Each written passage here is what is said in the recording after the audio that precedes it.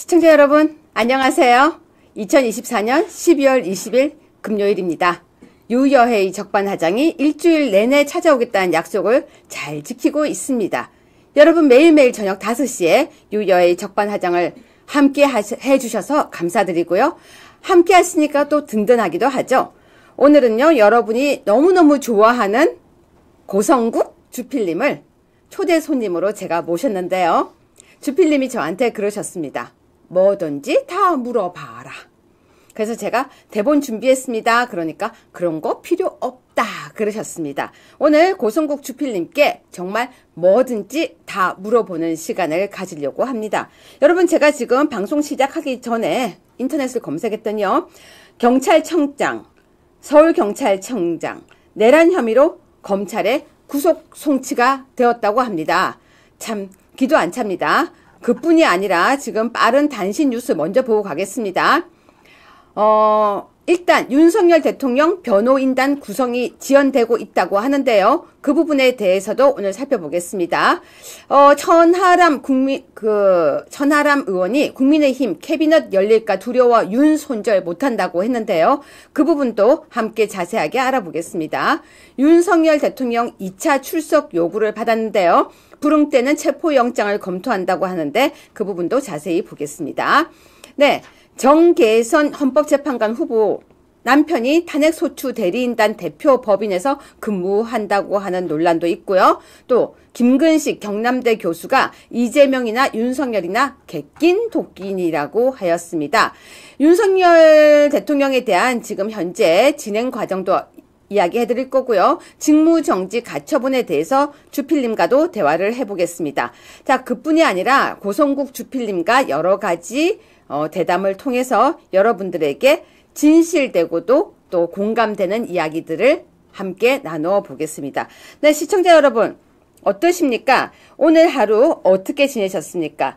저는요, 오늘 되게 저한테는 의미 있는 하루였습니다. 여러분, 제가 저번에도 방송에서 잠깐 이야기 드렸지만 이번에 7월 달에 엄마가 하늘로 가셨어요. 그래서 그게 너무 슬픈 거예요. 참 이게 뭐라 그럴까, 엄마가 돌아가셨다는 것이 상상을 할 수 없을 만큼 아프고, 그리고 그 마음이 아프더라고요. 그러니까 얼만큼 슬퍼 이러면 어떻게 슬퍼 이게 아니라 뭔가 알 수 없는 그 슬픔을 극복하기 위해서 제가 책을 썼는데요. 사랑하는 사람에게는 이별이 없지란 책인데, 그 책이 오늘 제 손에 도착을 하는 날이 센스쟁이. 이거는 해달라고 한 게 아니었는데 우리 PD님이 또 이걸 또 소개를 해주십니다. 근데 오늘부터 교보문고하고 쿠팡에서 지금 판매가 된다고 하는데, 제가 지금 이 책을 기다리고 있다가 못 받고 바로 방송을 왔습니다. 그래서 저한테는 아주 의미 있는 날인데요. 저는 엄마의 그 하늘로 엄마를 보내면서 되게 많은 생각을 했는데요. 월요일 날 책을 가지고 나와서 여러분들과 이 부분 조금 소개 좀 드릴게요. 제 책이어서가 아니라 그냥 이 책을 통해서 여러분들에게 하고 싶었던 이야기가 있었습니다. 네, 책 이야기는 월요일 날 좀 해드릴게요. 그런데 저 되게 이 책을 쓰는 과정이 되게 많이 힘들고 아프기도 했었습니다. 저 응원 좀 주실 거죠? 여러분, 오늘 방송에서 저 많이 응원 좀 주세요. 제가 써놓고 제가 읽다가 울었어요. 제가 쓴 책, 제가 안내된 걸 보면서 제가 아까 눈물을 좀 뚝뚝 흘리다가 들어왔는데요. 이상하게요, 엄마라는 이름은요, 듣기만 해도 읽기만 해도 그리고 생각만 해도 눈물이 나는 이름 같습니다. 엄마. 여러분도 그렇죠? 여러분에게는 엄마가 있으십니까? 저는 이제 엄마가 없습니다. 오늘은 저 좀 위로해 주세요. 자, 시청자 여러분, 고성국 주필님께서는요, 조금 있다가 이제 제가 방송을 진행하고 있으면 들어오실 건데요. 그쵸? 엄마 말만 들어도 눈물 나죠? 저는 이상하게 엄마라는 말만 들어도 눈물이 납니다. 저 위로해 주신 거죠? 너무 감사합니다.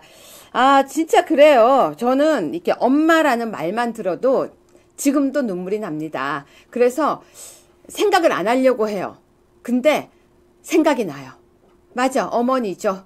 맞습니다. 여러분, 저 오늘 위로 좀 해주세요. 그냥 어떤 생각이 드냐면요, 엄마가 해주던 음식이 먹고 싶어요. 저도 엄마가 안 계셔요. 토닥토닥 예쁜이님, 저 엄마가 없다는 게 이렇게 서글픈 건지 몰랐습니다. 아무튼 저도 여러분을 위로해 드리겠습니다. 저희 엄마 이야기를 담은 책인데요. 그거는 월요일 날 소개해 드릴게요. 오늘은 중대차한 이야기들을 하겠습니다. 여러분, 제가 오늘 제목은요. 탄핵은 기각임을 확신한다. 자유우파여 일어나자 힘내라. 이걸로 방송 제목을 달았어요. 고성국 주필님은요. 탄핵은 기각임을 확신한다고 하셨어요. 그리고 자유우파여 일어나라고 항상 하십니다. 그런데요. 고성국 주필님과 저는 사실 인연이 이제 10년도 넘었어요. 저에게는 사실은 스승님이세요. 그리고 제가 고성국 주필님에게 다 배웠어요. 그래서 오늘은 저한테 되게 의미 있는 날입니다. 여러분, 제가 오늘 왜 의미 있다고 하냐면요. 항상 제가 패널이고 고주필님이 앵커셨는데 오늘은 제가 앵커고 고주필님이 저에게 답을 해주시는 의미 있는 날이죠. 10년이 지나서 한 12년 만에 처음 있는 날이니까 오늘은 저 응원 많이 해주실 거죠? 여러분, 그러니까 오늘 많이 들어오시고 많이 응원해 주시고, 제가 그랬잖아요. 오늘은 엄마에 관한 책도 나오고 그리고 고주필님과 첫 방송도 하니까 저에게 되게 의미 있는 날이니까 여러분 오늘 응원 많이 주실 거죠? 가끔은요. 저도 위로받고 싶은 날이 있어요. 울고 싶은 날도 있죠. 그리고 사실은 우리 엄마에게 제가 보여드리기 위해서 더 열심히 하고 있습니다.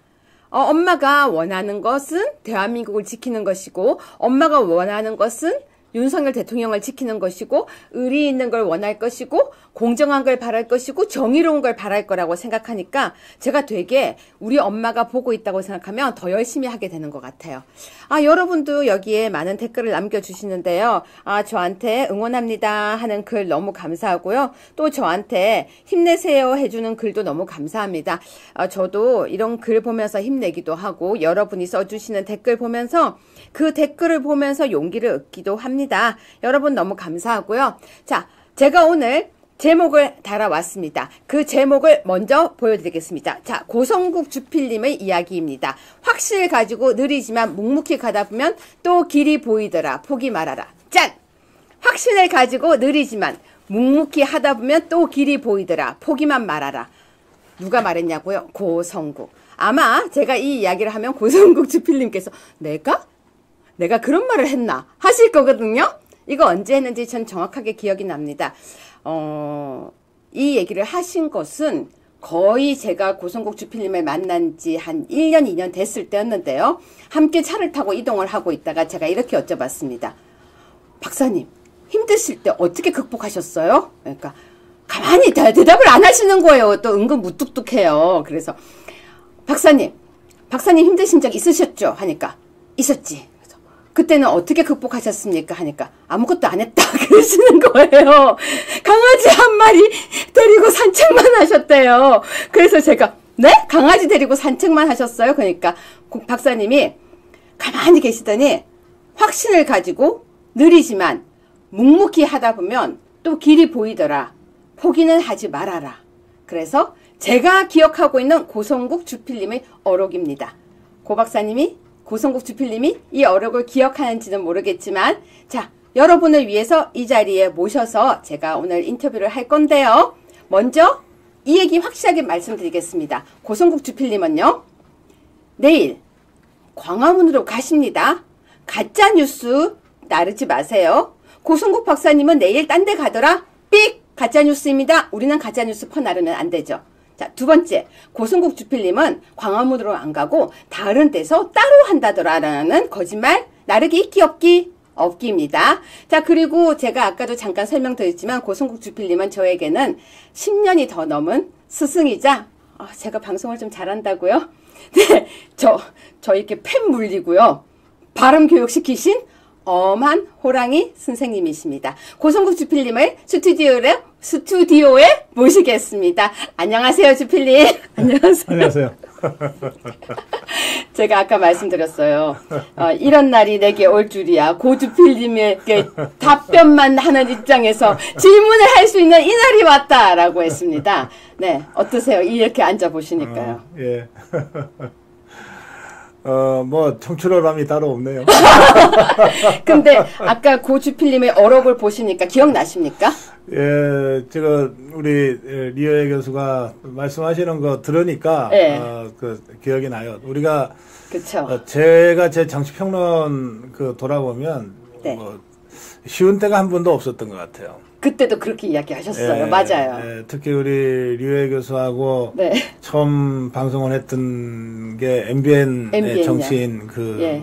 시간인데 그리고 나서 얼마 있다가 이제 박근혜 대통령 탄핵 당하고 맞아요. 이랬잖아요. 네. 그래서 굉장히 어려운 시절을 우리가 겪어왔는데 저는 뭐 워낙 어릴 때 또 젊을 때부터 뭐 어려움 속에서 컸기 때문에 그 나름대로 그걸 이제 견뎌내는 그 일종의 노하우 같은 게 있어요. 네. 아까 이제 리 교수가 잘 설명하셨는데 저는 뭐 이렇게 살다 보면은 여러 사람이 달려들어서 저를 두드려 팰 때가 있잖아요. 네. 네. 뭐 진짜로 주먹질 발길질 할 때도 있고 또 뭐 말로 죽이려고 달려들 때도 있는데 그때 우선 일단 죽지 않을 만큼 일단 맞아야 돼요. 네. 한참 맞다 보면 겁이 안 나요, 이제. 네.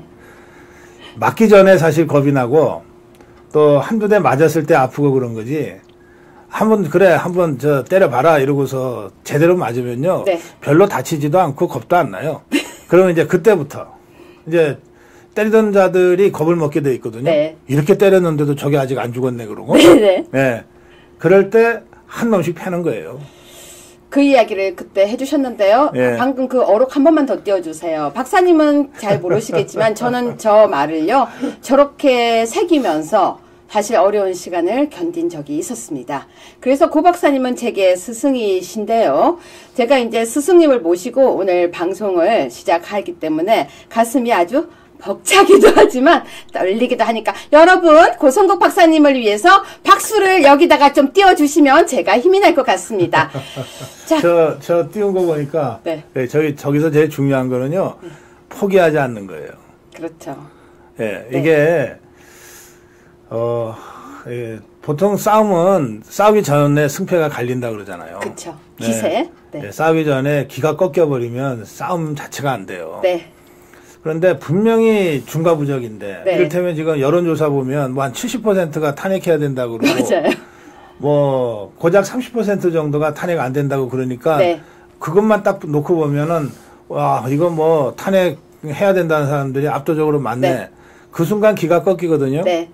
그러니까 저 종북 수사파들이 계속해서 빤한 여론조사를 계속 발표하면서 언론에 대서특필하는 거는 우리 자유파 국민들이 아예 싸움할 의지를 꺾어버리겠다는 거예요. 전의를 상실한다는 말이 있잖아요. 그 싸움할 의지를 꺾어버리면 그처럼 쉬운 싸움이 없어요. 그때부터는 그냥 도륙하고 학살하면 되는 거예요. 학살. 그러니까 포기하면 지는 거예요. 맞습니다. 자, 시청자 여러분, 우리 제목 한번 읽어봐 주시겠습니까? 제가 한번 또박또박 읽어볼게요. 탄핵은 기각임을 확신한다. 자유우파여 일어나자 힘내라 방송을 시작하겠습니다. 그런데요 여러분 사실요 박사님은 모르실 겁니다. 고성국 TV에 꼭 중간중간 나오는 말이 하나가 있어요. 박사님은 제가 이런 이야기를 한 번도 개인적으로 한 적이 없어요. 제가 또 은근 또 제가 시크했어요. 박사님하고 있을 때는 이런 얘기 안 하는데 방송을 빌어서 잠깐 얘기할게요. 고성국 TV를 보면요 박사님 멘트가 쫙 나올 때가 있어요. 방송 중간중간에. 근데 뭐 내용이 문장이 다 기억나는 게 아니라 박사님이 차분하게 얘기를 하세요. 그때는 지키지 못했습니다. 지금은 저의 모든 것을 걸고 지키겠습니다. 그러니까 박근혜 대통령을 지키지 못한 이야기를 하시는 거고요. 나 또 울고 그래. 저는 이 부분 박사님 그 방송을 딱 보면 제가 이 부분만 나오면요. 제가 혼자서 박사님 저도 옆에서 지킬게요. 제가 사실은 그래요. 그러니까 그때는 지키지 못했습니다. 맞아요. 왜냐면 어떻게 할 줄을 몰랐어요. 근데 지금은 저의 모든 걸 걸고 지키겠다고 하는 박사님 목소리를 들으면요. 제가 옆에서 같이 이렇게 주먹을 쥐고 박사님한테 저도 모르게 문자를 넣고 있어요. 박사님 저도 옆에서 같이 할게요. 라고요. 근데 먼저 질문을 이걸 한번 드려보겠습니다. 주필님 근데요. 왜 이렇게 슬픈 멘트를 하셔서 저를 맨날 울리세요? 이제 제가 한 40년 정치 평론을 해왔는데, 네. 지금 생각해도 또 나중에 또 나이 더 먹어서 다시 돌아본다 해도 8년 전에 그때가 정말 통한이에요. 네, 통한의 시간이에요. 네. 여러 가지 길이 있었어요. 네. 탄핵을 저지할 수 있는 여러 가지 길이 있었습니다. 네. 이를테면 그때도 지금이나 비슷하게 그때보다 지금보다도 더 많은 배신자들이 나와서 대통령이 탄핵됐잖아요. 예, 그때는 60몇 명이 한꺼번에 튀어나왔죠. 그 배신자의 수계가 김무성이 유승민이었잖아요. 네. 근데 지금이랑 참 비슷하네요. 상황이 김무성이하고 유승민이도 박근혜 대통령 덕분에 거기까지 올라간 자들이거든요. 네. 마치 한동훈이가 지금 윤석열 대통령 덕분에 정말 벼락출세해서 그 당대표까지 올라간 것과 똑같아요. 그럼요. 똑같네요. 네. 그리고 그 박근혜 대통령이 김무성이나 유승민이를 한 번만 불러서 네. 좀 따뜻하게 감쌌다면 그것들이 정말 마지막 칼을 꽂는 배신까지는 안 갔을 수도 있어요. 아, 그럴까요? 네, 그럴 네. 수도 있어요. 왜냐하면 김무성이는 기본적으로 당권을 잡고 대권에 도전하려고 하는 자기 구도를 갖고 움직였고, 네. 유승민이도 비슷했거든요. 네. 그런데 이제 박근혜 대통령이 자기들한테는 걸림돌이라고 봤기 때문에 네. 탄핵한 거예요. 지그들이 죽을 줄도 모르고. 그러게요. 그러니까 박근혜 대통령이 우리 다 함께 간다. 네. 내가 너네를 배제하지 않겠다. 네. 너네가 너네 실력으로 경선에서 이기면 그럼 그게 차기 대통령 후보가 될 수 있다. 이런 정도의 메시지만 줬어도 이것들이 그런 극단적인 배신까지는 안 가게 막을 수가 있었어요. 그 당시에요. 네. 네. 그리고 실제로 이제 그것 때문에 뭐 이른바 당시에 네. 그 친박의 중진들이 중간에서 역할을 좀 하려고 하기도 하고.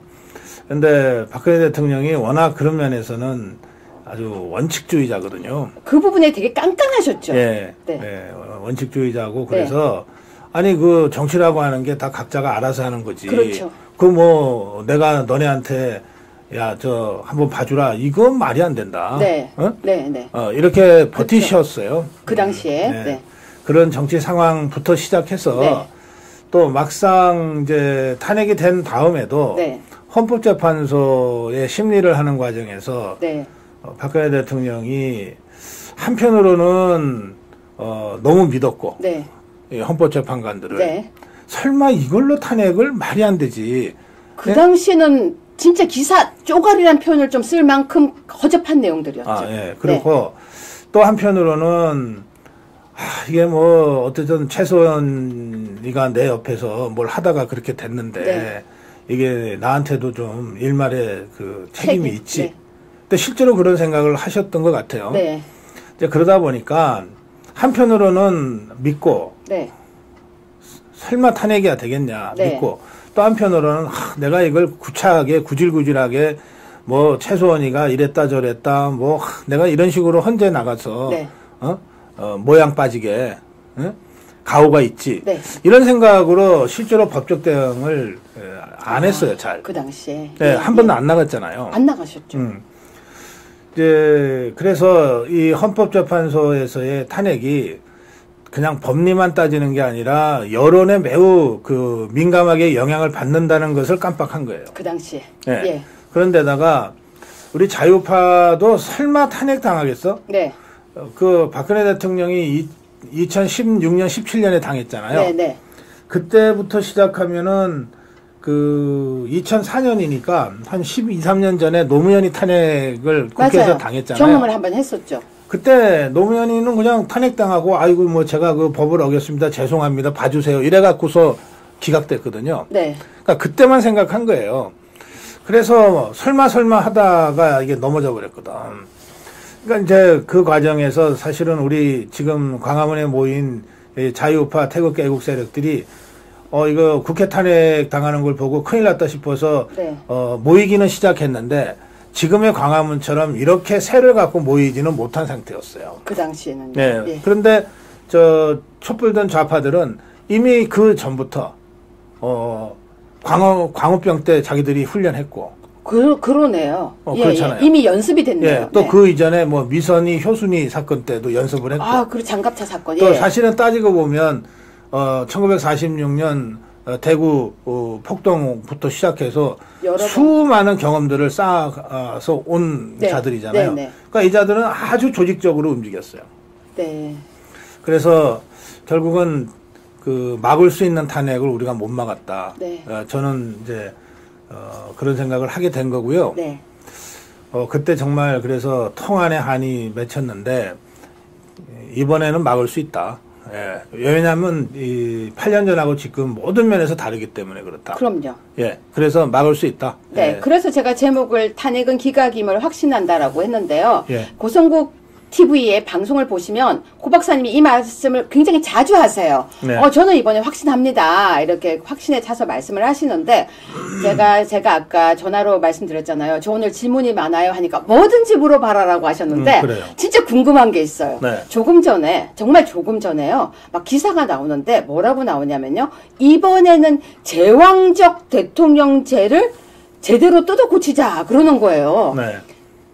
저는 그래도 법학자라서 나름 논리적인 사람이라고 생각하는데 무슨 제왕적 대통령이 이렇게 한마디 하고 난 뒤에 나중에 난리가 나고 이거는 제왕적 대통령이 저는 아닌 게 아닌가라는 생각이 들거든요. 지금 우리 정치가 진행되는 양상을 보면 네. 제왕적 국회지. 그러니까 제가 너무 이상한 거예요. 제왕적 대통령이라고 하는데요. 정말 제가 궁금해진 거예요. 뭐가 궁금하냐면요. 아니 그렇다면 우리 박사님은 정치학을 전공하셨잖아요. 네. 그러면 이렇게 만약에 야당에서 뭐 법안도 통과 안 시켜 그리고 탄핵안을 올려오면 어떻게 그걸 막아요? 국회가 대통령을 탄핵할 권리를 줬잖아요. 네. 그러면 대통령도 국회를 해산할 권리를 줘야 돼요. 그러니까 제왕이 적어도 이 대통령의 행정 권력과 네. 국회의 입법 권력이 서로가 견제하게 하려면 네. 대통령한테도 칼 하나는 주고 국회한테도 칼 하나를 줘야지. 방패도 하나씩 줘야지. 아니 지금 대통령은 국회를 해산할 권한이 없어요. 헌법상 없어. 그쵸. 없어요. 예. 그런데 국회는 대통령을 탄핵시킬 수 있는 권한이 있어. 그쵸. 자, 시청자 여러분 방금 포인트 나왔습니다. 제왕적 대통령이 아니라 제왕적 국회라고 말씀을 하셨는데요. 자막 좀 달아주세요. 이런 건 자막을 좀 달아야 되는데 이거 자막을 좀 달아가지고요. 시청자들이 좀 볼 수 있게 좀 해주세요. 그리고 자막은 좀 큰 글씨로 해달래요. 시청자께서요. 나 눈이 나빠라고 댓글 남기셨습니다. 근데 제가 지금 왜 이 질문을 하냐면요. 제가 그래도 소시적에 젊은 날 저도 객기 부린다고요. 주필님한테 한번 이렇게 여쭤봤어요. 그래도요, 법이 우선이지 어떻게 정치가 우선입니까? 그랬더니 주필님이 네가 아직 모르고 하는 소리다. 정치가 우선이다. 법 아무 소용없다. 저것들이 함부로 갖고 놀 때는 대책이 없다. 그러셨거든요. 근데 요즘 보니까 법이 소용이 없어요. 대통령이 이것도 제가 질문을 하려고 적어놨는데요. 아니 사실은요. 계엄령을 할 수 있도록 우리 법에는 제가 아는 법에는 적혀 있단 말이에요. 네. 근데 딱 했더니 계엄령이 내란죄다 이렇게 돼버렸어요. 네. 그러면 계엄령을 할 수 있다라고 하는 법이 아무 소용이 없잖아요. 이게 법이라고 하는 거는 네. 굳이 비유해서 말씀드리면 네. 그 자동차라고 할 수 있어요. 법은 자동차다. 네. 네. 근데 정치는 그 운전하는 운전사예요. 우와 이것도 자막 좀 써줘요. 법은 자동차인데 누가 운전하느냐에 따라서 그러니까, 차가 어떻게 될지 모른다. 아니 뭐 제가 제네시스 타고 다니는데요. 네. 제네시스가 사고를 냈어. 그러면 네. 제네시스 잘못이에요? 아니면 그거 운전한 운전사 잘못이에요? 제네시스는 책임이 없어요. 그러니까 누가 이 법을 운영하느냐 이게 정치거든요. 그 정치하는 자들이 아주 허접하고 쓰레기 같으면 아무리 좋은 법 만들어놔도 그 법이 악용당하고 쓰레기통에 들어가게 돼 있다고요. 갑자기 이해가 확 갑니다. 시청자 여러분 지금 보셨죠? 제가 이렇게 주필님한테 항상 이렇게 질문하는 걸 평소에 화면에서 안 하고 했는데 제가 이렇게 질문을 하니까 여러분도 이해가 훨씬 쉽죠? 정치가 어렵지 않다는 걸 제일 몸소 보여주시는데요. 지금 제가 방금 말씀드렸다시피 제왕적이 그러면은 제왕적 대통령은 아닌 거잖아요. 아, 그럼요. 예. 그렇죠. 대한민국 대통령 할 수 있는 게 거의 없어요. 네, 여러분 지금 대한민국 대통령은 할 수 있는 게 없다라고 했는데 그래서 제가 또 질문을 드리겠습니다. 네. 지금요, 이제 짧게 질문을 드리고 굵직한 질문은 뒤로 가서 정말 심도 있게 드릴 건데 짧은 질문은 제가 기사에 하도 어이가 없어서 질문에 네. 김근식이라고 아시죠? 경남대. 뭐 그런 것까지 알아야 돼요? 근데요, 이재명이나 윤석열이나 개낀 독낀이래요. 근데 김근식이 제가 알기로는 분명히 국민의힘 사람이거든요. 근데 김근식이나 김어준이나 독낀 개낀이지. 네, 여러분 이건 이걸로 답을 하고 지나가겠습니다. 자, 지금요 헌법재판소에서 윤석열 대통령 탄핵 심판 서류를 아직 미배달이라고 하는데요. 저는 이걸 너무 지금 잘하고 계신다고 보고 있는데 닷새째 수치 거부라고 계속 기사가 나오는데요. 이 사람들이 질문을 저한테 이제 이걸 물어달라고 했습니다. 왜 이재명은 그렇게 안 받고 있을 때 말 안 하더니 대통령은 제왕적 대통령이라고 하더니 안 받는 걸 이렇게 카운팅을 합니까? 라고 박사님께 물어달래요. 네, 지금 어떻게든 윤석열 대통령을 탄핵을 시켰는데 이 지금 좌파들이 엄청 지금 긴장하고 네. 쫄아 있어요. 네. 이거 내란죄 누명 씌웠는데 내란죄 무혐의로 나오고. 그렇죠. 예, 탄핵 국회에서는 통과시켰는데 네. 그 헌법재판소에서 기각이 돼서 다시 대통령 자리에 복귀하면 그때부터는 이제 자기들 죽는 거잖아. 그렇죠. 끝이죠. 아, 그러니까. 네.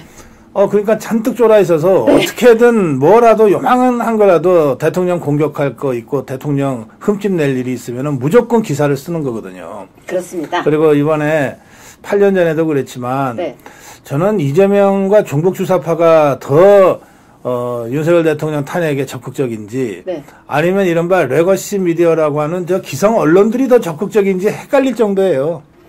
뿐만 아니라 가짜뉴스가 너무 판을 치고 있잖아요. 그러니까 저것들도 엄청난 이 후폭풍을 예감하고 있는 거예요. 자기들이 봐도 이거 쉽게 끝날 것 같았는데 내란죄만 뒤집어 씌우면 그걸로 끝날 줄 알았는데 그렇죠. 오히려 대통령 지지율 올라가잖아요. 네. 그럴 때 우리는 이렇게 얘기합니다. 너희들 쫄았나? 이렇게 그러니까. 네. 그러니까 하나하나 다 트집 잡는데 저는 이렇게 봐요. 무슨 헌재 심리 시작하겠다는 그쵸? 그 서류 송달이요. 네. 그 법원이 잘해. 그 왜 대통령한테 탓을 돌려? 이재명이가 계속 거부했잖아. 네. 어쨌든 법원이 명령을 내려서 당연하죠. 갖다 줬잖아. 네. 그 법원의 일이지. 너희도 알아서 해봐. 너희들 알아서 하라는 거야. 네. 뭘 그걸 갖고 자꾸 그게 무슨 기사거리라고 기사를 만들어. 제 말이요. 이게 무슨 기사거리입니까? 그런데 더 웃긴 기사도 있어요. 공조본에서요. 윤석열 대통령 2차 출석 요구했을 때 부릉 때는 체포영장을 청구 검토한다. 이런 것도 기사 나올 게 아니거든요. 네. 이거 조용히 하면 돼요. 네. 근데 아니 체포하려면 하면 되지. 체포하면 하고 난 뒤에 체포하는 거 보이면 되는데 계속 기사로 여론전을 하고 있는데요. 이 사람 얘기를 물어도 주필님께서 분명히 이런 거 묻지 말라고 하실 텐데 천하람이라고 국민의힘 캐비넷 열릴까 두려워서 윤 손절 못한다. 또 이따위 발언을 하고 나섰어요. 아까 김모식이 물어봤지. 네. 천하람이나 김건식이나 도끼 개끼냐. 여러분 그냥 도끼 개끼으로 또 넘어갔습니다. 자, 그리고 몇 가지 단신 뉴스를 한 뒤에 제가 심도 있는 질문을 오늘 많이 갖고 왔어요. 자, 경찰 특수단에서요, 한덕수 권한대행 비공개 조사를 하고 있다고 하는데요. 오늘 되게 재밌는 제목이 나왔어요. 보수에서 한덕수 힘내라, 한덕수 잘 버텨라, 그러고 자꾸 외친다고 하는데, 그거는 어제 고성국 TV의 방송 제목 아니었나요? 네. 아니, 왜 야그들이 박사님의 방송을 보고 맨날 그걸 가지고 말을 한대요? 요즘 박사님 방송 내용이 계속 잘 나오더라고요, 뉴스에. 다행이네요. 그쵸? 제가 그래서 저도 그걸 아주 기뻐하고 있는데요. 사실은, 이제, 우리가 너무 일방적으로 언론으로부터 당했는데, 최근에 약간의 변화 조짐들이 있어요. 그러니까 이제 조선 기사도 보면 일주일 전하고 약간 느낌이 좀 달라요. 또 기조가 또 이런저런 이제 다른 언론들도 조금씩 우리 자유파의 목소리 또는 예컨대 석동현 변호사가 대변인은 아니지만 윤석열 대통령의 이 조력자로 이제 쓰잖아요. 그러면 이제 그거는 제가 보기에 크게 악마적 편집하지 않고 이렇게 기사를 보내는 것 같아요. 이제 그런 것들이 조금씩 달라지고 있는데 언론이 달라지고 있는 거는 어느 때냐? 네. 딱 유일하게 언론이 달라질 때가 한 번 있어요. 언제요? 겁먹을 때. 아. 겁먹을 때. 네. 겁먹으면 근데 어떤 증상을 보이나요? 지금 리거시 미디어가 겁먹고 네. 있다고 생각합니다. 아, 이거 우리가 너무 앞서갔나? 이거 우리가 이 탄핵 쪽에 너무 올인했나? 네. 야, 우리도 저 후퇴할 구멍 좀 만들어야 되겠다. 네. 그런데요. 지금요. 이제 국힘에 김상욱이라는 자가 있는데요. 저 사실 이 사람 진짜 몰랐어요. 근데 고성국 TV에서 고 주필님이 방송하시면서 이야기를 하셔서 누군지 알았거든요. 탄핵 후 의총 한동훈에게 물병 욕설, 진짜 배신자는 윤석열 이러고 나서는데요. 처음에 분명히 자기 보수라고 했어요. 그날 방송할 때요. 아니 송철호 똘마니가 무슨 보수야. 근데 저 보수인데요? 이랬거든요. 제가 송철호 똘마니 아니에요. 그때 설명해 주셔가지고 저 알았어요. 네. 그날 저한테 그러니까, 뭐라고 하셨냐면 자 모르지 하셨어요. 저런 자를 네. 그 울산의 공천주면 그냥 배지 달아주는 거 아닙니까? 네네. 그 한동훈이 짓이에요. 그러게 말이에요. 아무튼 말씀대로 대놓고 이제 이상한 행동을 하는데요. 근데 이 와중에도요. 왜 이재명의 지지율이 37%가 나올까요? 계속 이재명은 지지율 37%고 한동훈은 올라가지도 못하고 있어요. 이재명이 더 답답할 거야. 이 정도 판 벌렸으면 지금 한 60, 70% 나와야 될 텐데. 근데 죽 써서 땡땡이 줬대요. 아니 땡땡이가 뭐야? 개? 아니요.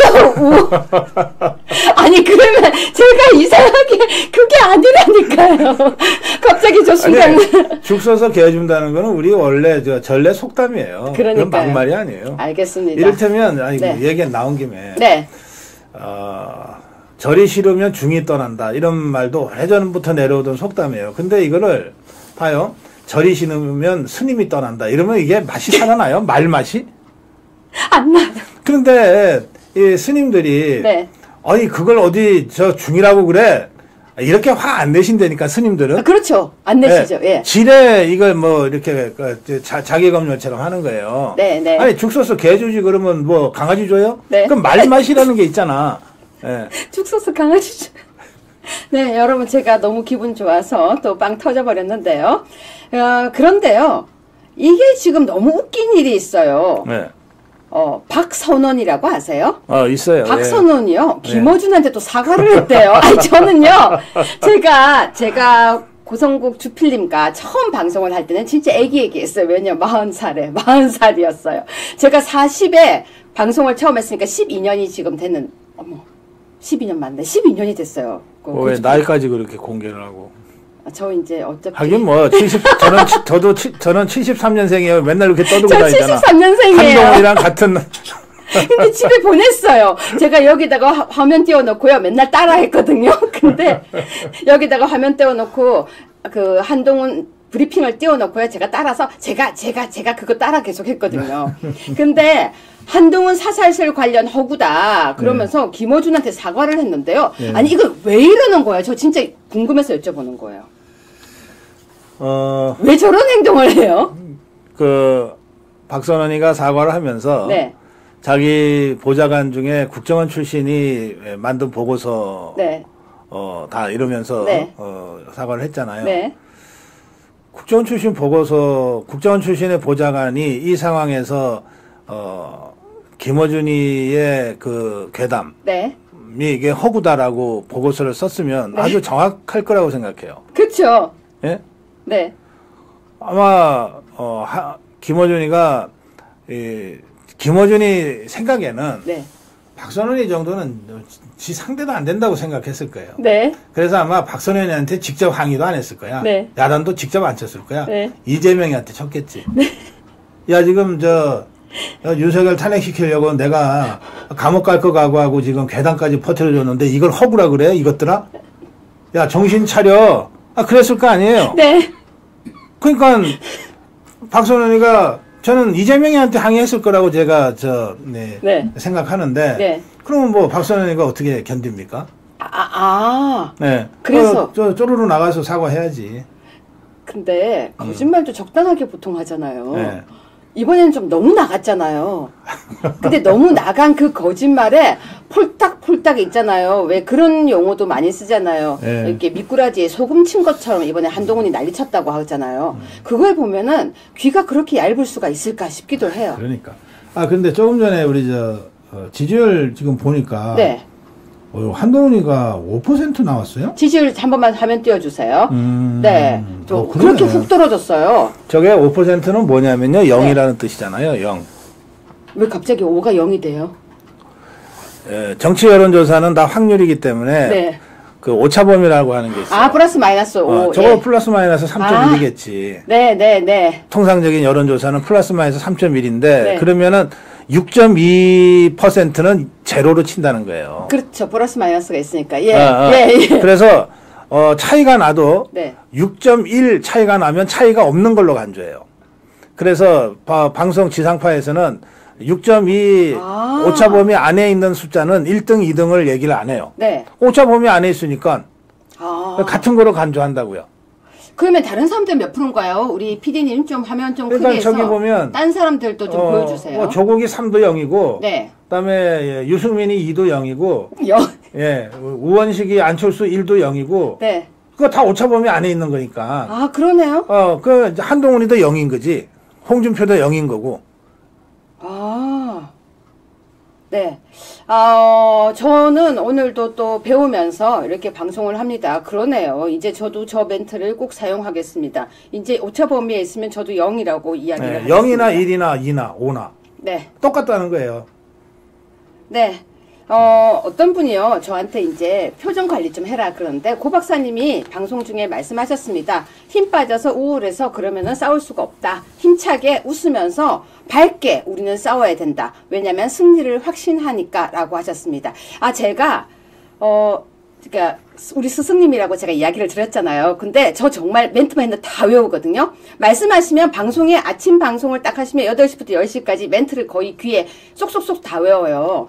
그렇기 때문에 저는 스승님을 따라서 힘차게 밝게 승리를 확신하면서 가고 있습니다. 그리고 잘할 수 있다는 확신으로 우리가 가기 때문에 인상 쓰고 또 아니면 우울해하면 안 돼요. 자, 계속해서 이제 정말 제가 여쭤보고 싶었던 좀 심도 있는 질문들을 빠르게 여쭤보겠습니다. 제가 되게 고민해서 질문지를 좀 꼼꼼히 만들어 봤는데요. 네. 자, 주필님. 탄핵으로 대한민국이 혼란스러운데요. 사실은요, 이게 계엄 때문인가 아니면 민주당이 국회를 독재하기 때문인가. 그러니까 제가 한동훈의 말을 인용 안 하고 싶은데요. 문제가 되니 문제를 만드니 문제가 되는 것 같아요. 제가 이 말 인용 안 하고 싶었는데 갑자기 막 혼란스럽게 하는 것이 야당 때문이 아닌가라는 생각이 들어서 정말 이 질문을 꼭 첫 번째로 드리고 싶었습니다. 네. 우리 한국 정치가 정말 어렵게 된 것은 네. 2016년부터입니다. 그렇죠. 박근혜 대통령 탄핵. 2016년에 총선에서 네. 당시 자유한국당이 한석을 졌어요. 네. 네, 맞아요. 네. 김무성이가 도장 들고 튀고 이러는 바람에. 예. 그때부터 이제 이 입법부 권력을 지금의 이 민주당 쪽에다가 다 내줬어요. 네. 다 내줬어요. 네. 뭐 정세균이가 국회의장하고 막 이런 식으로. 네. 그러면서 야당의 입법 독주가 시작됐어요. 입법 독주. 네. 그때는 과반까지는 아니었기 때문에 네. 입법 독재라고까지는 할 수가 없지만 네. 입법 독주가 시작이 됐어요. 독주. 네. 그때부터 이제 우리 정치가 어려워지고 혼란스러워지기 시작했습니다. 네. 그래서 그거를 이제 뒤집기 위한 총선에 우리가 정말 올인하다시피 했는데 네. 그래서 황교안까지 영입해서 대표 맡기고 선거 치렀잖아요. 그렇죠. 그 2020년 선거. 네. 여기서 우리가 대참패를 했어요. 여러 가지 이유가 있는데 네. 뭐 그중에 제일 중요한 이유로 다들 부정선거였다라고 하는 걸 지금 꼽고 있죠. 네. 자, 어쨌든 여기서 우리가 과반을 완전히 뺏겨버렸어요. 절대 다수 의석을 저 종북주사파가 네. 잡았어요.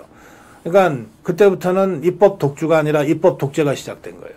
네, 독주에서 이제 독재로 넘어갔네요. 네. 네. 그래서 이 입법 독재에 의해서 이미 박근혜 대통령도 탄핵됐지만 네. 뭐 정말 이 대통령은 이명박이고 입법 독재를 자행하는 입법부의 다수당은 민주당이고. 네. 이래가지고 그 과정에서 수많은 악법들이 만들어졌어요. 그렇죠. 입에 담지 못할 만한 악법들이 만들어졌습니다. 심지어는 자유민주주의 체제에서 자유자를 뺀 좌파 개헌까지 네, 맞아. 이것들이 밀어붙였어요. 네, 네. 근데 개헌을 못한 이유는 그래도 국민의힘 당시에 자유한국당이 100석을 넘게 갖고 있어서 네. 개헌을 저지할 수 있었기 때문에 돼요. 그게 네. 개헌은 저지를 했어요. 네. 근데 나머지는 다 과반으로 다 처리가 되니까 네. 국정원에 간첩 수사하는 대공수사권 뺏겼죠. 그렇죠. 검찰이 대부분의 수사권을 경찰한테 뺏겼죠. 네. 공수처라고 하는 괴물 같은 조직이 만들어졌죠. 맞습니다. 그리고 수많은 악법들이 계속해서 통과가 됐잖아요. 네. 그렇게 해서 나라가 완전히 혼란에 빠졌어요. 정말 네. 도탈에 빠졌어요. 네, 네. 그러니까 이런 상황에서 정말 기적적으로 네. 우리가 윤석열 대통령을 만들어냈어요. 네. 2022년에. 네. 자, 그러면 여전히 국회는 입법 독재가 자행되고 있는데 네. 행정부는 대통령으로 바뀌었어요. 네. 그러면 더불어민주당이 독재를 멈췄냐? 네. 아니죠. 윤석열 대통령 당선된 다음 날부터 쫓아내려고 시작했어요. 네. 그래서 윤석열 대통령이 당선되고 대통령에 취임하기까지 2달간의 이 인수위 기간 중에 이 좌파들이 촛불 들고 나타났어요. 맞아요. 기억이 나네요. 윤석열 퇴진. 네. 대통령이 취임도 안 한 사람을 퇴진시키겠다고 촛불을 들고 시작했잖아요. 그러네요. 그것이 2년 7개월 만에 마침내 탄핵으로 종북주사파들의 입장에서는 이제 성과를 낸 거죠. 그렇죠. 그러니까 이 기간 동안은 정치가 아니라 윤석열 대통령을 몰아내기 위한 더불어민주당의 입법 독재가 횡행한 2년 7개월이었기 때문에 네. 이건 하나도 정상적이지가 않아요. 네, 네. 그러니까 이 혼란과 이런 그 비정상 상황을 뭔가 극적인 방법으로 바로잡아야 되겠다고 네. 대통령이 정말 어쩔 수 없이 선택한 것이 비상계엄인데 네. 그것도 윤석열 대통령의 비상계엄은 대통령이 비상대권을 직접 행사해서 물리적으로 이걸 바로잡겠다는 게 아니고 네. 사태가 이 정도로 심각하다는 것을 국민들한테 알리기 위한 최후의 수단으로 비상계엄 발동을 한 거예요. 누가 그러더라고요. 그냥 진짜 그 총알이 없는 공포탄 같은 건데 그것도 빈총이라 그래요. 예, 맞네요. 빈총. 네. 그 빈총 정도로 보여준 거다. 네. 그런데 그러니까 국민들한테 알린 거예요. 이런 상황. 근데 알리지 않았으면 우리가 몰랐던 것들이 되게 많았어요. 윤석열 대통령이 그러면 그전까지는 왜 안 알렸냐? 열심히 알렸어요. 지금 다시 돌이켜서 윤석열 대통령의 맞짱 기자회견 있죠. 네네. 예, 기자들한테 시간 제한 없이 뭐든지 물어봐라고 해서 했던 또 그 이전에 20몇 차례에 걸친 그 민생 토론회. 네, 있었네요. 또 그 전에 기자회견 이런 걸 쭉 보면 대통령이 계속해서 국회가 입법 독재를 해서 정상적인 국가 운영이 안 되고 있다. 국민들께서 도와달라고 하는 호소를 계속 하거든요. 무려 한 30여 회 이상의 그 대통령의 호소가 있었는데도 우리 국민들이 그냥 그러나 보다. 그냥 그러려니 하고 넘어간 거예요. 그러니까 대통령이 정말 마지막 수단으로 더구나 감사원장까지 탄핵한다 그러지 예산안 전부 삭감해서 정부를 거의 마비시키지 이런 정말 이 벼랑 끝에서 대한민국이 곧 굴러 떨어질 것 같은 이 위기 상황에서 마지막 수단으로 이제 국민들밖에 믿을 게 없다. 네. 해서 국민들한테 알리기 위해서 비상계엄을 발동한 거예요. 네. 그 대통령이 그렇게 설명하고 있잖아요. 그렇죠. 담화문에서 하셨어요. 직접. 그리고 실제로 윤석열 대통령의 그 예측대로 또는 기대대로 네. 국민들이 그동안 더불어민주당 종북주사파들이 국회를 독점하고 네. 의회 독재를 통해서 우리나라를 얼마나 마비시키고 네. 이 무너뜨리려고 했는지를 이제 다시 되돌아보게 된 거예요. 되돌아보게 되니까 진짜 대통령 말이 맞잖아요. 그러니까 대통령 지지율이 올라가는 거예요. 아니 어느 나라 국민이 좌파 말대로 내란을 일으켰다면 내란 일으킨 대통령을 지지합니까? 어느 나라 국민이 0% 진짜 지지율이 근데 지지율이 올라가잖아요. 그것은 대통령의 메시지가 대통령의 그 절박함이 국민들한테 전달이 됐다는 뜻이잖아요. 네. 그래서 저는 비록 비상계엄은 2시간 만에 또는 6시간 만에 끝났지만 네. 그걸 통해서 윤석열 대통령이 국민께 전하고 싶은 메시지는 충분히 전달이 됐고 이제 그 메시지를 받은 국민들이 일어나기 시작했다. 그렇게 보는 겁니다. 담화문에서 말씀을 하셨어요. 책임은 내가 지겠다. 예. 그러니까 너무 절박해서 그렇게 했었고 거기에 대한 책임은 뭐 형사 조사든 뭐든 다 하겠다. 그리고 본인께서 다 입장을 정확하게 말씀을 하셨는데요. 예. 그렇지만 많은 국민들 중에서 좀 아쉽다 그 얘기를 하거든요. 네. 시기라든지 뭐 이런 걸 많이 얘기를 하는데 우리 주필님께서 보실 때는 혹시 이번 계엄에서 아쉬운 점이 있다면 뭐 그러니까 우리 이제 자유파 국민들 중에 아쉽다고 하는 것은 여러 가지 뜻이 있어요. 네. 첫째는 아예 하려면 영화에서 보듯이 화끈하게 제대로 하지. 네. 그런 의미에서 아쉽다고 말씀하시는 분들이 계신데 그렇죠. 윤석열 대통령은 처음부터 그 영화에서 나오는 그런 계엄령은 생각도 안 했어요. 그냥 그것은 알리는 거. 21세기 대한민국에 전혀 상상할 수도 없는 거라고 생각한 거예요. 네. 그래서 그건 처음부터 배제가 된 거예요. 네. 그래서 저는 윤석열 대통령이 애초에 그 생각한 대로 네. 국민들한테 이 위기 상황을 그 절박한 상황을 알린다. 네. 다만 비상계엄이라는 아주 자극적인 방법을 쓰지만 맞아요. 절대 국민이 다치게 해서는 안 된다. 근데 정말 다친 사람은 한 명도 안 다쳤잖아요. 아니 정말 어떻게 없어요. 비상계엄이 발동되고 계엄군이 뭐 하여튼 몇백 명이든 280명이 국회로 가고 뭐 300명이 선관위로 진입을 했지만 한 명도 안 다쳤잖아. 그러니까 정말 다친 사람이 한 명도 없어요. 네. 국민 다쳤으면 그건 난리 날 거거든요. 그거는 윤석열 대통령이 그렇게 설명했어요. 네. 그 젊은 병사들을 투입을 하면 네. 자칫하면 밀고 당기는 과정에서 감정적으로 굴뚝 격앙돼서 네. 불의의 사고가 있을 수도 있다. 네. 그래서 전부 병들을 배제하고 네. 이 하사관 예 좀 연륜이 있는. 그렇죠. 그 경험도 있고 이런 사람들로만 병력을 구성하라고 지시했다고 지난번 담화에서 설명을 하잖아요.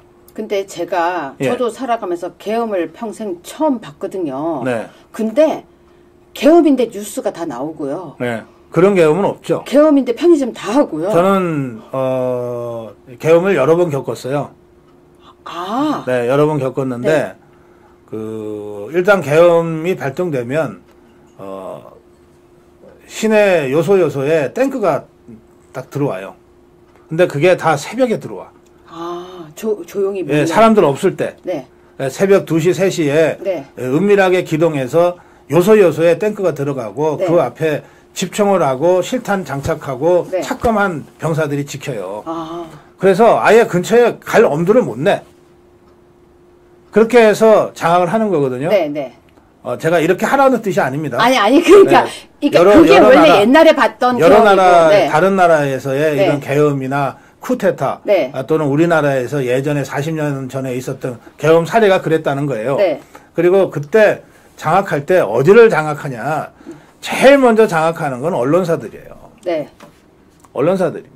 그쵸. 뉴스 같은 거 그렇게 못 내보낸다고 네. 하던데. 그래서 그 계엄에 저항하는 사람들이 있잖아요. 야당이. 네. 네. 야당이 마지막까지 사수하려고 하는 것도 언론사예요. 아, 네. 마지막까지요? 국회가 아니에요. 네. 언론사부터 딱 장악을 해놓으면 예를 네. 들어서 네. 봅시다. 국회에 계엄군이 들어갔는데 뭐 국회의원들이 모여갖고서 뭐 밀고 당기고 하고 뭐 거기에 사상자가 났다 칩시다. 언론이 보도 안 하면 그냥 그걸로 지나가는 거예요. 일단은. 아무도 모르죠. 예. 예. 2, 3일 있다가 뭐 그런 일이 있었다 네. 그러고 마는 거지. 그런데 이번에 이 계엄 비상계엄 발동하면서 언론사에는 정말 털끝 하나 안 건드렸잖아요. 네. 그러니까 이거는 전 세계에서 60년대에 또는 그 이전에 뭐 40년대에 그 수많은 이 쿠데타와 군사 정변과 계엄 선포와 이런 것들이 있었어요. 네. 특히 이 개발도상 국가들에서 아프리카나 저 남미 네. 또는 동남아시아 뭐 태국 같은 데는 뽁하면은 뭐 계엄 발동이다 그러고 그러잖아요. 네. 지금도 네.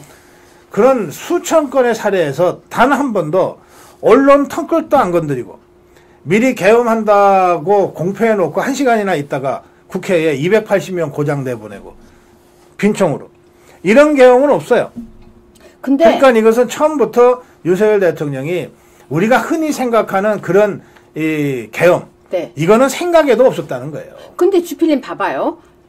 제가 학교 다닐 때 공부했던 계엄은요. 남의 걸 뺏기 위해서 하는 게 계엄이라고 저는 배웠었어요. 그렇죠. 예. 보통은요. 예, 권력을 찬탈할 목적으로. 예, 그러니까 내가 갖고 있지 않아서. 그건 이제 내란은 그런 거예요. 내란. 예, 그러니까 지금 그 내란을 얘기하려고 하는 거예요. 네. 근데 여러분 봐봐요. 제가 학교 다닐 때 공부할 때 내란, 재란, 남의 걸 내가 가지고 가기 위해서. 권력을 뺏기 위해서 하는 게 내란죄인데 계엄은요. 나의 권한 중에 하나예요. 나의 권한 중에. 그렇죠. 근데 네. 대통령이 자기 건데 왜 자기가 뺏으려고 그 내란죄를 해요? 주필님 저는 그게 지금도 머릿속에서 그게 이해가 안 가요. 예, 내란죄는 적용 자체가 불가능한 거죠. 내란죄는 두 가지 요건이 있어야 되는데 그렇죠. 하나는 목적과. 예, 그러니까 목적 조금 전에 류 교수가 말씀하신 그 목적. 국권을 물란하고 권력을 찬탈하려는 목적으로 움직여야 돼. 네. 두 번째는 그 수단이 폭력이어야 돼. 해당이 안 돼. 그래서 폭력이고 폭동이어야 돼. 네. 이 두 가지가 있을 때 내란죄라 그러는 거예요. 그럼요. 이를테면 목적은 있는데 폭동이 없었어. 그러면 내란죄가 성립이 안 돼. 그냥 모의한 거야. 그러니까 이게요. 법적으로 결국 가게 되면은 저는 법학자로서 하는 얘기인데요. 목적이 뭐냐? 고의성이 무엇이냐? 결국은 그래서 라고 했을 때 유죄가 되기 아주 이건 말도 안 되는 그런 내란죄는 적용이 안 돼요. 네. 그런데 왜 저자들이 안 될 땐 안 되더라도 일단 덮어 씌우냐? 내란죄를 덮어 씌워야 대통령을 수사할 수 있으니까. 근데 이렇게 무자비하게 계속 하다가 그 다음 뒷감당은 어떻게 하려고 그러죠? 다 뒷감당 못 하죠. 저것들이 뒷감당 생각하고 일 벌리는 자들이 아닙니다. 이게 종북주사파가 대한민국을 전복하기 위해서 70여 년 동안을 수많은 폭동과 반란과 이 지하당을 조직하고 전쟁도 일으켰잖아요. 네네. 저것들이 그때마다 뒷감당 생각하고 벌렸어요? 아니에요. 일단 벌려놓고 보는 거야. 그래서 되면 좋고 아니면 말고지. 그 뒷수습이 힘들 것 같아요. 6.25 전쟁을 뒷감당 생각하면서 벌렸겠어요? 아니 그건 공당당들이 하는 거고. 아니 그럼 공산당이 하는 거나 지금 종북주사파가 하는 거나 아직은 김정은이 지시받고 하는 거나 뭐가 다릅니까? 여러분 그래서 저처럼 이게 학술적으로 공부한 사람은 지금 머리가 지끈지끈해요. 이해가 안 가서 이건 정치적이 아니라서 그런데요.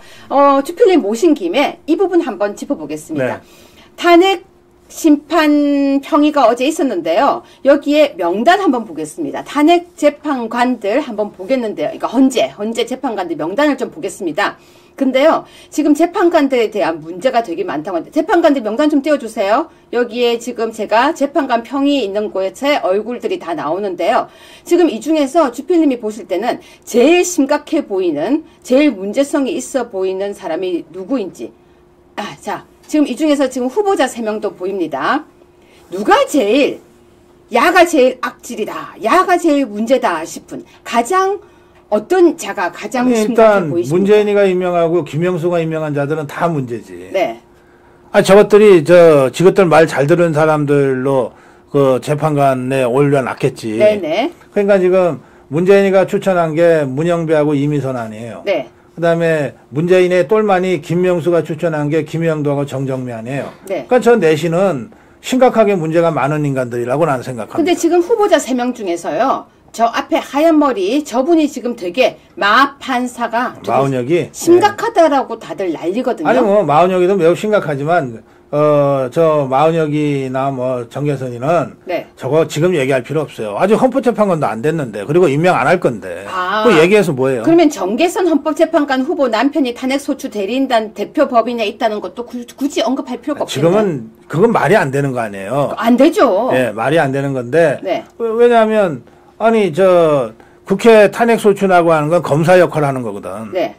그리고 헌법재판관은 판사 역할을 하는 거 아니야. 네네. 그러니까 검사하고 판사가 부부라는 거 아니야. 그러니까 말이 안 되는 얘기예요. 그러니까 종북주사파들 하는 짓이 말 안 되는 게 한두 개가 아니니까 그래서 지금 마은혁이니 정계선이는 지금은 얘기할 필요가 없어요. 어차피 저건 헌법재판관에 임명 안 될 자들이야. 자, 여러분 지금 깔끔하게 정리하겠습니다. 헌법재판관에 임명 안 될 세 사람은요 언급할 필요가 없다라고 마무리하겠습니다. 네. 자, 그 와중에요 뭐 박지원이 이번에 또 국회의원이 됐는데 헌재 탄핵 문서 수령 거부하는 윤석열 대통령을 보고 인간이 불쌍하고 더럽고 추접하고 끝까지 발음치래요. 저는 근데요 이거 보면서 무슨 생각이 들었냐면요. 저는요. 네.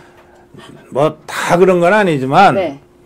나이 80 넘어 배지 달고 저러고 있는 게 정말 추접한 거라고 생각합니다.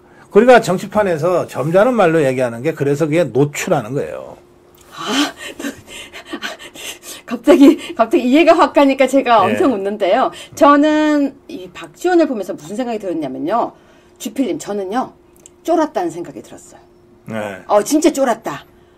윤석열 대통령이 자기네들이 지금 이름 벌렸지만 뭔가 아주 쫄아서 이게 욕이요. 불쌍하고 더럽고 추접하고 파렴치하다. 이게 어떻게 이런 말을 줄줄이 뱉죠? 아니 이거 좋은데. 네. 그 정치판에 이런 말이 있어요. 네.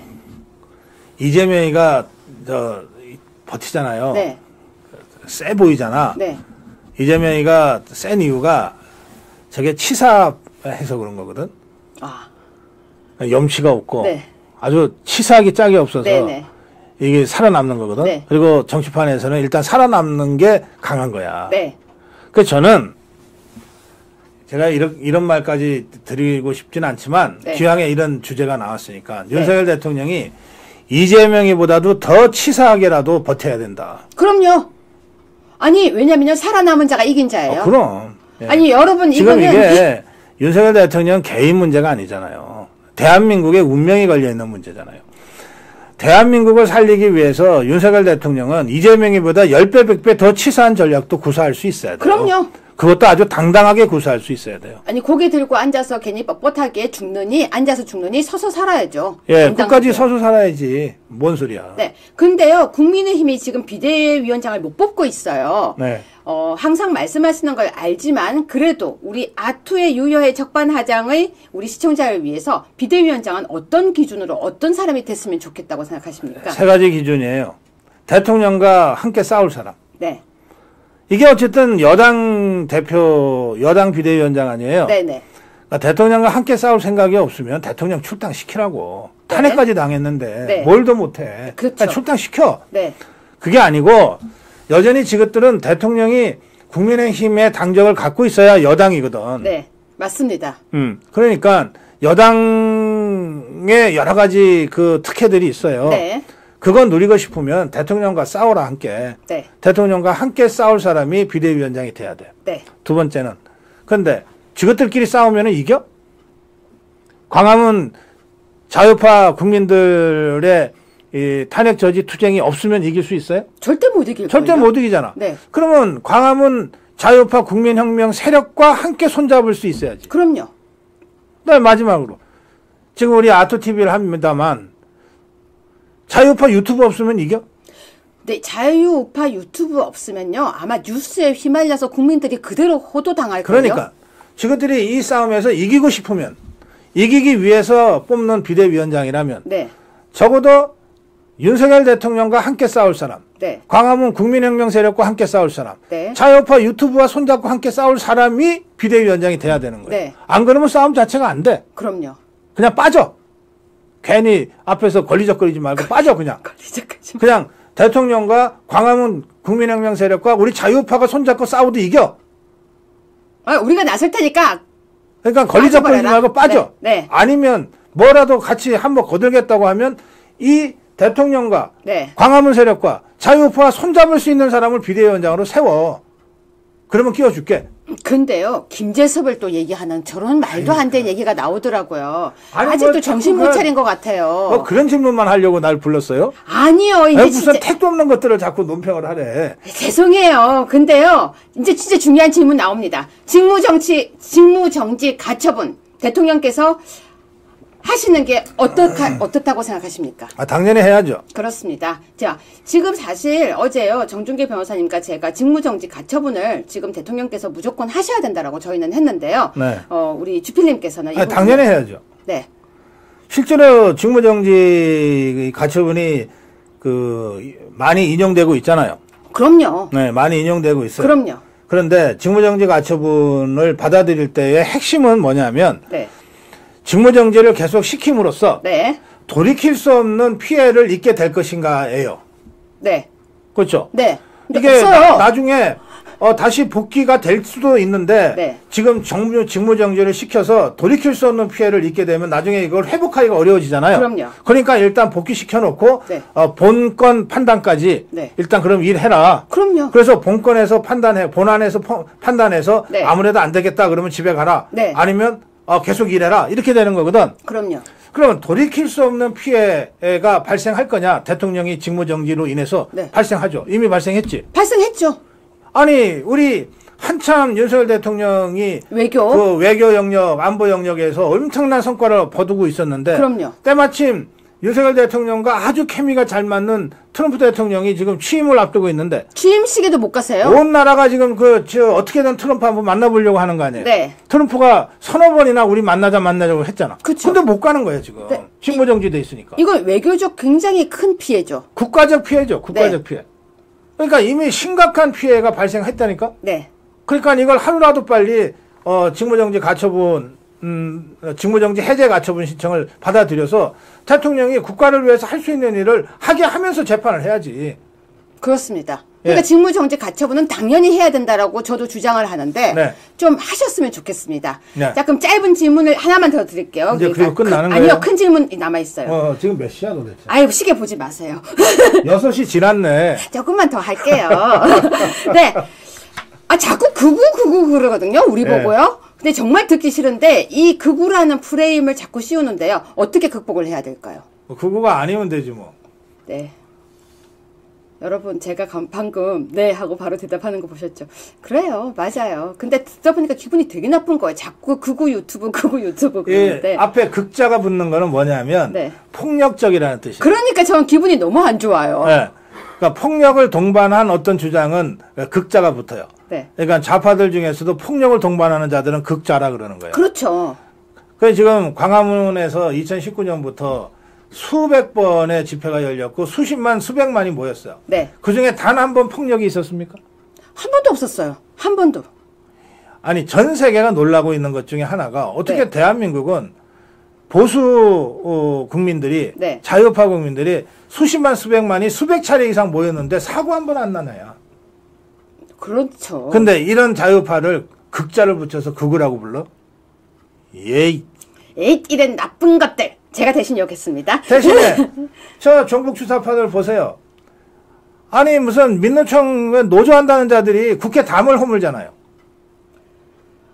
담 허물었죠. 맞아요. 미국 대사관 관저도 쳐들어가고 대통령실까지 뛰어넘고. 근데 우리 자유우파들은 그런 걸 한 적이 없어요. 없어요. 그러니까 없어요. 진짜 폭력을 동반하는 세력은 종북주사파 진영 안에 있어요. 그래서 극자라고 그러는 거예요. 네.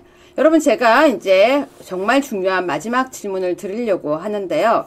사실 지금 이제 윤석열 대통령께서 담화문을 발표를 하실 때마다 보수 자유우파 국민들이 다들 힘을 내고 있습니다. 네. 우리 주필님께서는 윤석열 대통령께서 향후 이제 어떤 입장을 보이셔야 한다고 생각하십니까?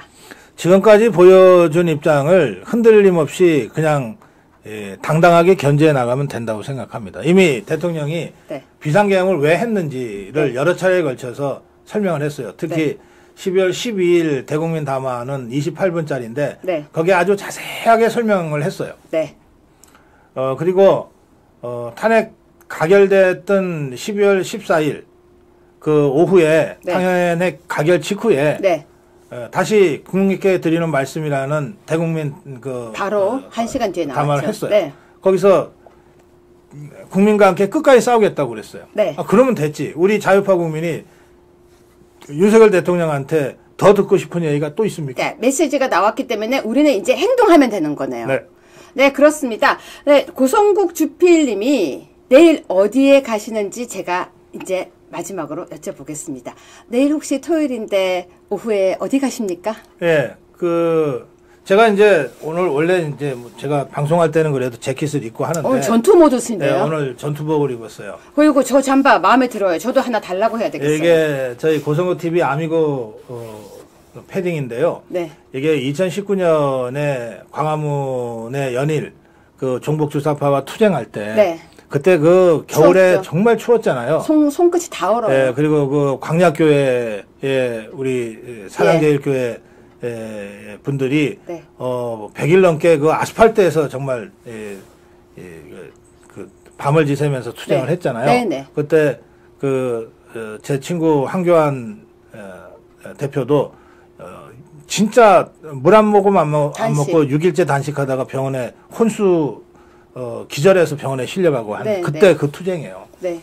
그때 저희 고성구 TV의 팬클럽 아미고에서 이런 전투용으로 이런 거를 제작을 했어요. 네. 그래서 여기 고성구 TV 네. 여기 아미고 이렇게 딱 아. 있는데 제가 지금 전투 모드로 지금 이 모든 활동을 하고 있습니다. 네. 그래서 내일은 1시에 광화문에 나가는데요. 네. 1시부터 광화문 이승만 광장에서 국민 총궐기대회를 하니까 네. 지난 토요일보다도 2배 이상 모이자 이게 정광훈 목사의 네. 그 외침입니다. 네네. 아마 그렇게 될 거라고 좀 보는데 저희 아미고 회원들은 제가 나가면은 광화문에 나오시거든요. 네. 그리고 저를 찾아서 헤매세요. 집회에 참여를 또 하지만 네, 정말 찾으러 헤매요. 그래도 저하고 손 한번 잡으려고 헤매시거든요. 네. 그래서 우리 정광훈 목사께 제가 그런 말씀을 드려서 네. 정광훈 목사가 아주 흔쾌하게 그 광화문 그 집회에서 보면은 왜 연단이 그 동화면세장 앞이잖아요. 네. 이승만 광장. 네네. 거기서 서울역 쪽으로 쫙 이렇게 길게 내려가잖아요. 거기에 첫 번째 건널목이 있어요. 네. 거기가 코리아나 호텔 앞이거든요. 네네. 그 코리아나 호텔 앞에 아미고 텐트를 치기로 했어요. 아, 내일 가면 뵐 수 있나요? 네, 그래서 네. 여기 아트 TV의 그 시청자 여러분들이나 네. 또는 고성구 TV의 시청자 여러분이나 아미고 동지 여러분들은 네. 내일 광화문으로 나오시고 기왕이면 그 코리아나 호텔 앞에 아미고 텐트를 우리가 치고 그곳에 제가 주로 있으면서 취재 활동을 할 건데 네. 예, 그쪽으로 와주시면 좋겠습니다. 네, 시청자 여러분, 내일 광화문 코리아나 호텔 근처에 아미고 텐트로 가시면 여러분이 사랑하는 고성국 주필님을 직접 뵐 수 있습니다. 제가 사실은요, 질문지가 오늘 3장이었어요. 원래는 3장이었는데요. 저 3분의 1도 못했어요. 아니, 정말 3분의 1도 못했어요. 근데. 제가 말재주가 없어서 너무 길게 설명을 드렸네요. 그게 아니라 궁금한 게 너무 많았고, 사소하지만 궁금한 거 사람들에게 제가 물어봤거든요. 고 박사님 출연하시며 무엇을 묻고 싶습니까? 그러니까 막 저한테 문자와 카톡이 왔거든요. 그 모든 걸 다 모았어요. 근데 사람들이 뭐라고 하냐면요. 다른 방송에서는 너무 간단해 보여서 질문하기가 어려웠다. 여기에서는 좀 쉽지만 들어도 이해가 안 간다. 이 계엄이 어렵고 내란도 어려우니까 여기에서 조금 아무리 들어도 이해가 안 간다. 또 아니 그러면은 이 국회는 어떻게 해야 되나 이런 단순한 질문이지만 좀 해달라고 하셔서 제가 그리고 김재숙도 질문해달라고 여러분이 계속 댓글 넣으셔서 제가 하다가 혼났잖아요. 그런 질문하면 안 된다니까요. 근데 국민들은 이해가 안 가는 거예요. 왜 그런 걸 띄우냐. 시청자 여러분이 질문을 직접 하셨으면 제가 그렇게 답변 안 했을 텐데. 근데 우리 리어의 교수 같은 우리 자유파 전사들 패널들은 그 쓸데없는 질문 나면 야단치는 게 답입니다. 저희는 제가 아까 보셨죠 여러분. 딱 야단치니까 제가 바로 깨갱 한 다음에 딴 거 할게요. 저희는 굴하지 않습니다. 박사님한테 저희가 강하게 조련을 받았습니다. 왜냐면요. 박사님께서 항상 저희에게 말씀하셨습니다. 전사로 커야 된다라고요. 1시간 동안 제가 질문을 해도 10분을 넘겼는데요. 더 하고 싶지만 오늘은 내일을 위해서 보내드리고 내일은 고성국 TV 아미고 회원들이 있는 텐트에서 직접 만나서 박사님 손을 딱 잡고 질문은 하지 마세요. 왜냐면 요즘은 되게 힘드시니까 손을 딱 잡고 한마디만 하세요. 사랑합니다. 네, 아까 제가 올려드렸던 확신을 가지고 느리지만 묵묵히 하다 보면 또 길이 보이더라. 포기만 말아라. 고성국. 제가 되게 좋아하는 고성국 주필님의 말씀이었습니다. 여기서 제일 포인트는 포기만 말아라입니다. 살면서 힘든 날, 포기하고 싶은 날, 고성국 주필님도 얼마나 많았겠습니까? 자, 여러분, 저는 지금도요, 그때는 지키지 못했습니다. 지금은 저희 모든 것을 걸고 지키겠습니다. 라고 하는 고성국 주필님의 말씀을 들으면 저도 모르게 울컥합니다. 자, 주필님, 마지막으로 유여해 적반하장, 아투TV, 아투TV 시청자를 위해서 한 말씀만 해주세요. 네, 우리가 이깁니다. 8년 전과는 완전히 상황이 다릅니다. 그리고 이미 흐름이 반전되기 시작했어요. 대통령 지지율이 다시 올라가는 것은 정말 누구도 예상하지 못했던 일입니다.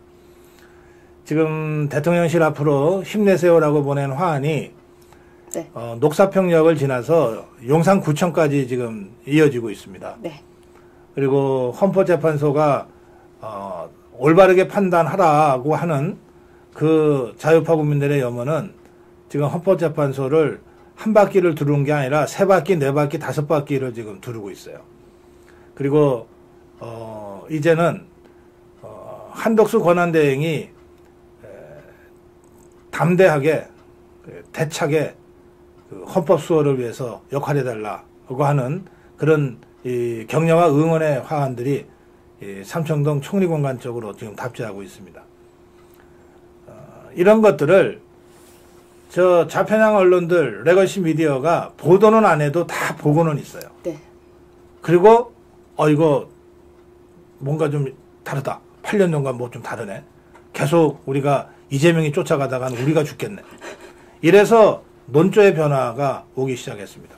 저는 여러분, 제가 아시아투데이 주필로 있어서 드리는 말씀이기도 하지만 이 상황에서, 이 혼돈의 상황에서도 4개의 신문이 자유파 정도를 걸어온 언론이라고 생각합니다. 저희 아시아투데이가 그랬고 자유일보가 그랬습니다. 그리고 뉴데일리가 그랬고요. 그리고 스카이데일리가 그랬습니다. 그러니까 여러분, 조중동 끊었다는 분들이 많으신데 끊는 걸로 끝낼 게 아니라 저희 아시아투데이, 자유일보, 스카이데일리, 그리고 뉴데일리, 이런 정말 어려운 상황에서 소신을 지켜가고 대한민국을 지키기 위해서 분투하는 이런 참 언론인에게도 여러분들 구독을 통해서 좀 힘을 주시면 좋겠습니다. 상황은 변하고 있고 지금 반등하고 있습니다. 우리가 이길 수 있습니다. 내일 광화문에서 뵙겠습니다. 네, 아투TV 시청자 여러분, 구독과 좋아요는 사랑입니다. 아투TV에 구독을 해주시고요. 고성국TV에 구독을 해주세요. 구독을 안 되면요, 하루에 10개씩 주변에 다 퍼날라서 10명씩 쌓이면 한 달이면 300명이 구독이 늘어납니다. 그렇게 우리가 힘을 모아서 반드시 우리는 이깁니다. 탄핵은 기각임을 확신하고요. 반드시 승리한다는 것을 확신합니다. 자유 우파여 일어나자. 힘내라. 고성국 주필님과 함께 방송했습니다. 유여해 적반하장은 월요일부터 금요일까지 매일 5시에 여러분을 찾아옵니다. 여러분 울지 마세요. 우는 것은 바보예요. 고성국 주필님께 감사 인사드리면서 여러분 박수와 함께 오늘 마무리하겠습니다. 주필님 고맙습니다. 감사드립니다.